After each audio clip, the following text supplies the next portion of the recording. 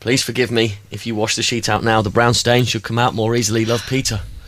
I have no idea who Peter is. Peter Evans.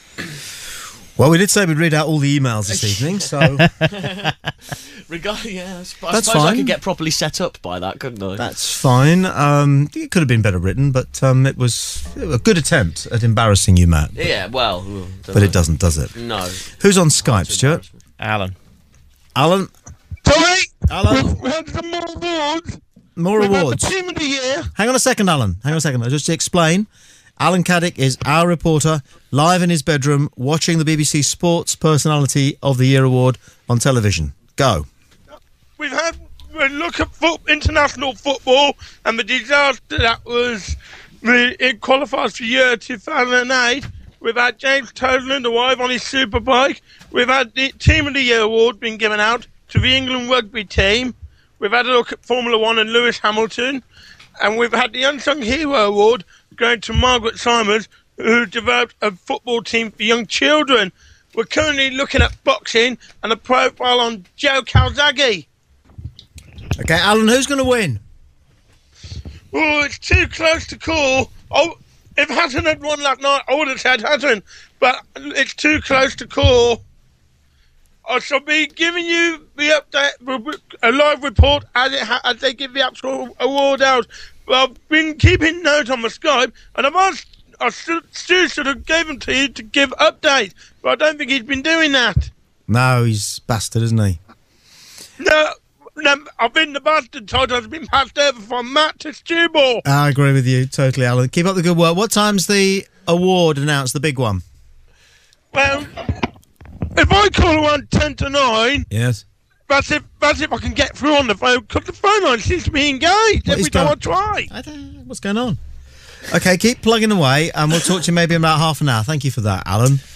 When I was a boy, the BBC Sports View personality thing was big, but it's just not. It's one of those things that, because the BBC doesn't have that much sport nowadays. That's the thing. We don't care anymore. No, because we don't win anything. We probably care most, in my opinion, about the football team. Right, it's probably got the biggest sport following in this country, perhaps, arguably, and now we're not even in the European Championship. So I think we are just getting fed up with giving a shit. Who do you think's going to win, Tom?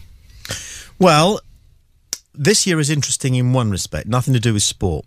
This year is interesting in that this will be, I think, an acid test for the organisers, the BBC, who will be subjected to all sorts of scrutiny over how fair and genuine this idea of a telephone vote is.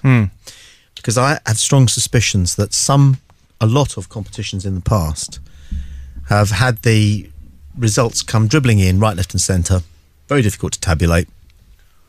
But the makers of the programme know for a variety of perfectly reasonable reasons why it is that they want a particular person or team to win the thing, whatever it is.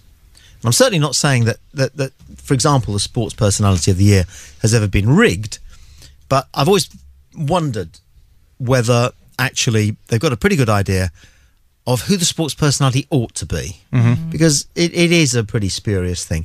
And I think that the organisers of a thing like that should have some leeways, because, for example, there was a time, believe it or not, about 4 or 5 years ago when there was an angler who stood a chance, all right? And because there's a lot of anglers in Britain, and they haven't got anything better to do as they sit by the river with their 6 tins of Stella cooling in the mud, they organised a mass telephone vote. So I gather. They organised tried to organise a mass telephone vote. And I think the organisers of an event ought to be able to step in and redress any kind of imbalance like that, of a false vote. My Racing Post said today that the motorcyclist, who no one's heard of, there's 10 candidates this year. Now, that's unusual.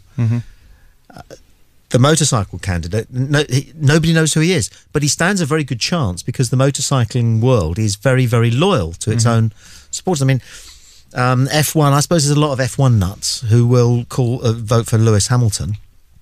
He'll almost certainly win it. But then you get the politics involved, because the BBC used to have all these sports. Yeah. ITV had wrestling and motocross.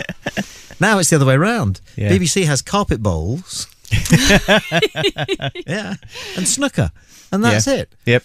So, in a sense, the BBC will be a bit miffed to give it to Lewis Hamilton because it kind of will support ITV. Yeah, yeah. And they'd be a bit miffed to give it to Justin Rose because that will kind of give it to Setanta Sports. Do you think that's the reason why Zara Phillips won for Equestrian last year? Is because the BBC have Equestrian? I could not possibly comment. Of course you couldn't. You may very well think that, but I could not possibly comment. I was reading something else about rigged voting, if you want to hear it, about this week. I noticed somebody posted something online.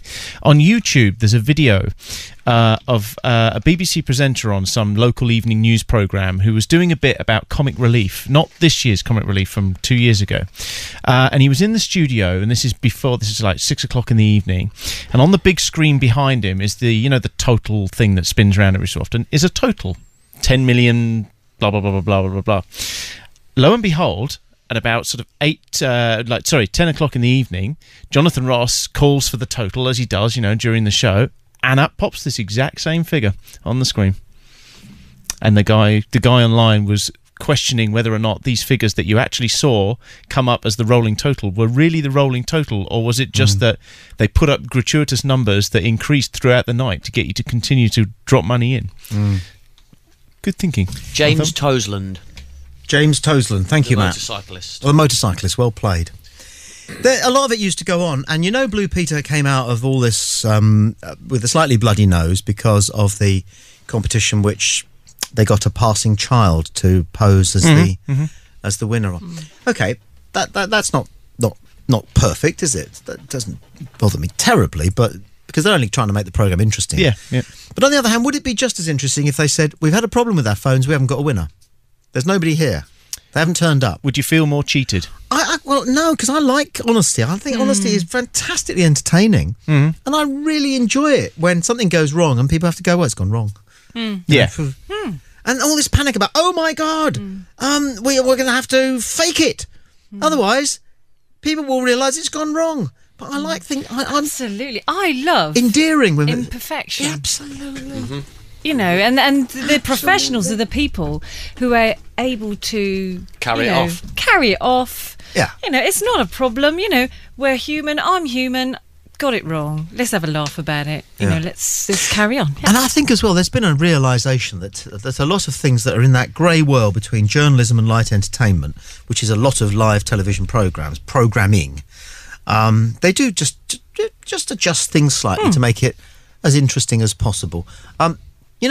Blue Peter, and I used to do the ITV equivalent, which is called Magpie. We all of us had this in-joke, and I think the whole nation got it, where we'd be going, OK, now if you're going to make our house, and you'd have the house there, and it would be in bits, right? Yeah. And you go, and so what you do is you take your sticky back plastic and you make a roof with it, like that, and it takes about 10 minutes to dry. So here's one I made earlier. And this is 55 years ago. And we do it with a look on our face as if to say, some researcher did this. Yeah. I'm a bloke. I was in the bar. Nobody thought, did they, that Valerie or John or Peter or any of that lot had actually been up late making all these things? I think that's different. It's the same. You're not allowed to do that anymore. Oh, yeah, I've just sat the BBC honesty test. So what will Blue Peter say? Here's one that researcher June made for us earlier. Yes, sorry, Bob. That's exactly... And why not, though? But why not? If that is the truth, what's wrong with that?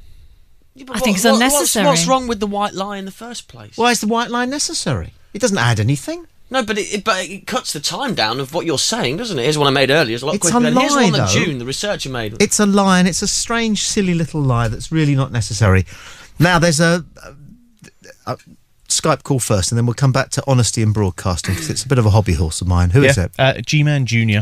G-Man Jr. Good day. Evening, Tom. Good evening. Are you telling me Anthea Turner didn't make that Thunderbird Island thing? There you go. I can't believe that. That's incredible. Well, no, but the thing is, I used to watch Blue Peter. I understood at an early age. Obviously, it wasn't them that made it. Yeah. I mean, I think it's obvious to anybody except very young children that they're not the ones that take the animals home at the weekend. Yeah. And they don't really care about the tortoise when they're not on air. That sort of thing. I forgot about So- them. Yeah, where does the dog go? Well, one of the